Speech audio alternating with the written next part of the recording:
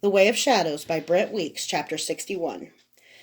Dawn found Kyler stumbling through the streets to one of his safe houses. Before he'd finally left, he'd erected a cairn over Durzo's body on the northern tip of Voss Island. At that hour, no one had been in sight. Kyler had stolen a rowboat from the dock and let the current carry him to the Warrens, too exhausted to paddle. He'd docked at the shop where he'd killed Rat. It was still dark and inconspicuous, perfect for this kind of work. He wondered if Rat was still anchored in the muck, his unquiet spirit staring up at Kyler's little boat with the hatred and evil that had once lived in his adolescent heart. It was a morning for lonely meditation. Kyler disabled the traps on his door automatically and stumbled inside. Brent had been right. It would have been suicide to go after Roth last night. Kyler had been so exhausted he thought it was poison working on him. He probably wouldn't have made it through a single Meister. It might be worth it to trade life for life to rid the earth of Roth Ursel, but Kyler wasn't going to die for nothing. He locked the door, then stopped and turned back. He locked each of the locks 3 times. Lock, unlock, lock. For you, master. He took the pitcher of water and filled the basin with water, and took the soap and began cleaning the blood from his hands. The face in the mirror was cold, calm, as he washed the last vestiges of his master's life away. Blood marred the handle of the pitcher, just a little, just a small, dark smear from the blood on his hands. Kyler snatched the pitcher up and hurled it through the mirror. Both pitcher and mirror shattered, spraying glass and porcelain and water against the wall, into the room, onto his clothes, onto his face. He dropped to his knees and wept. Finally, he slept. When he woke, he felt better than he had any right to. He washed himself and felt refreshed. As he scraped off his stubble, he caught himself grinning at one of the shards in the mirror. Brent didn't mean to kill me at all, but he couldn't resist putting a dart in me just to show that he could. The old bastard, Kyler laughed. The really old bastard. It was Gallows humor, but he needed whatever he could find. He got dressed and armed, thinking mournfully of the gear he'd lost last night. Daggers, poisons, grappling hooks, throwing knives, tanto, poisoner's knife. He'd lost all of his favorites except for retribution. Mourning my gear, but not Logan or Durzo or Elaine. It was so ridiculous that Kyler laughed again. He was, he decided, a little off. Maybe it was natural. He'd never lost anyone he really cared about before. Now he'd lost 3 in one night. The streets were crowded in the late afternoon when Kyler finally emerged from his safe house. Rumors were flying about what had happened at the castle in the night. An army had appeared from thin air. An army had boiled up out of the Voss Island crack. An army of mages from the south had come. No, they were witches from the north. Highlanders had killed everyone in the castle. Calidor was going to razz the entire city. Few of the rumor mongers seemed worried. Kyler saw a few people with their belongings loaded onto carts or wagons and headed out of the city, but they weren't many. No one else seemed to believe that anything bad could happen to them. Mama K's hideout was still being guarded by the sinewy Siwan, pretending to fix a fence. Kyler didn't bother becoming invisible. He approached the man unhurriedly, leaned over to ask directions, and put a hand on the man's concealed short sword. The man tried to draw too late and found the sword locked in Kyler's grip.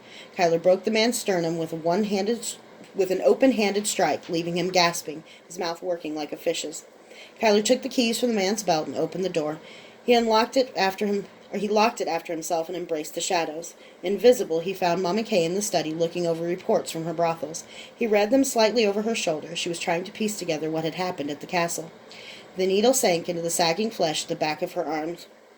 She cried out and clawed at it. She pulled the needle out, then turned her chair slowly, looking ancient.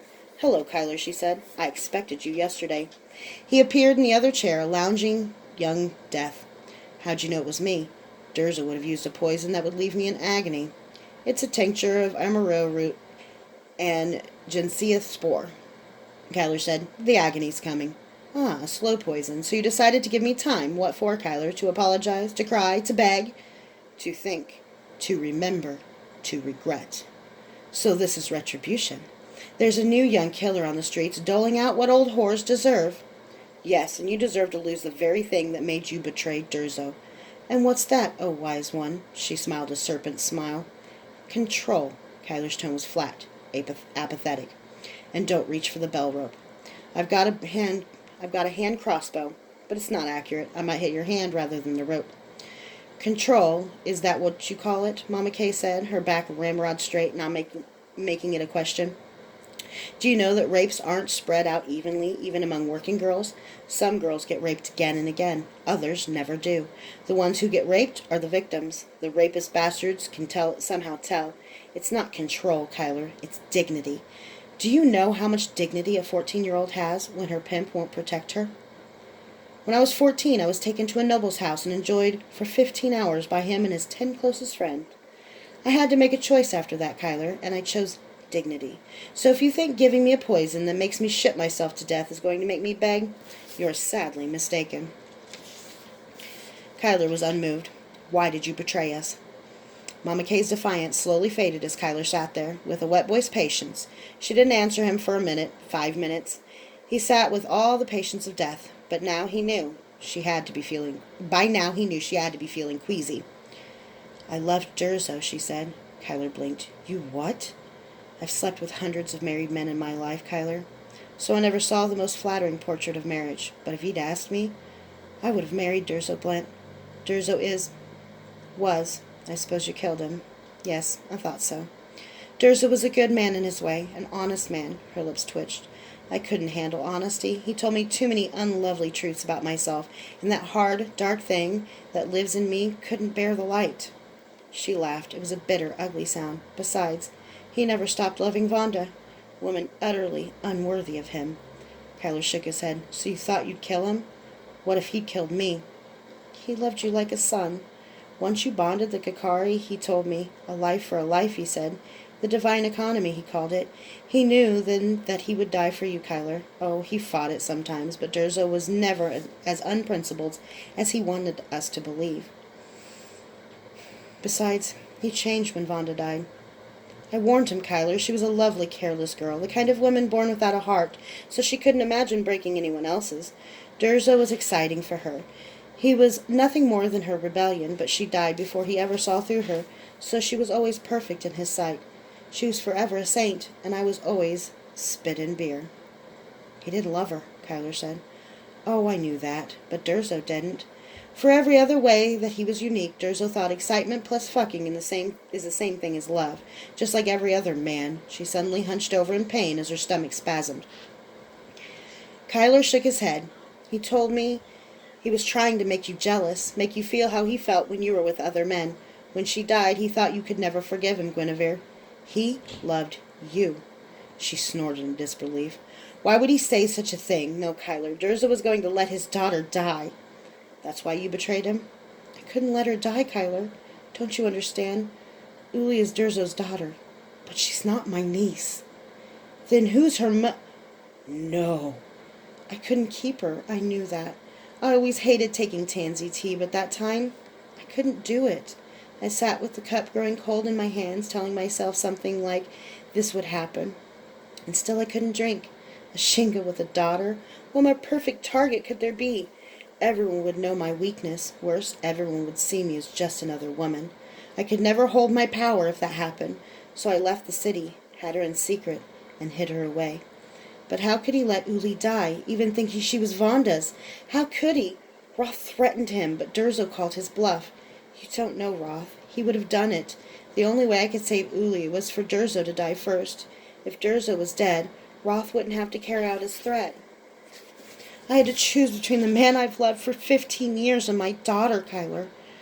So I chose my daughter. Durzo wanted to die anyway, and now I do too. You can't take anything from me that I won't gladly give. He didn't call their bluff. Mama K couldn't seem to grasp it. She said, shaking her head. He could see the edifice of supposition she'd built crash down brick by brick. A Durzo who let himself be blackmailed was a Durzo who cared for a daughter he'd never seen. A Durzo who could do that was a Durzo who could love. She'd hardened her heart against him because she thought he didn't care, and couldn't.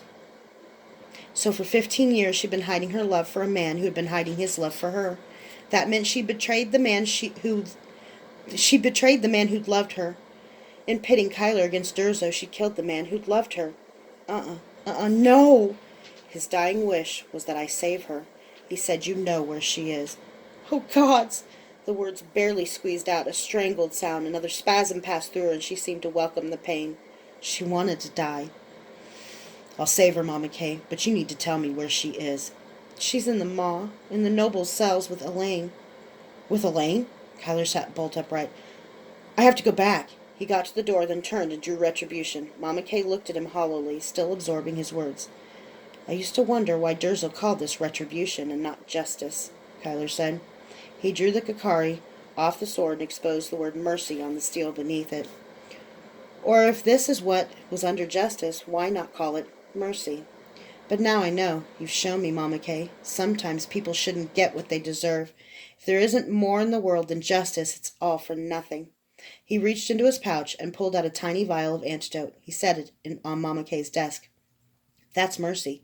But you'll have to decide if you want to accept it. You've got half an hour. He opened the door. I hope you'll take it, Mama K. Kyler said. I'd miss you. Kyler, she called out as he reached the door. Did he really say he loved me? Her mouth was set, her face tight, her eyes hard, but tears rolled down her cheeks. It was the only time he'd ever seen her cry. He nodded gently and left her then, her back bent, sunk on the cushions of her chair, cheeks wet, her eyes fixed grimly on the bottle of life.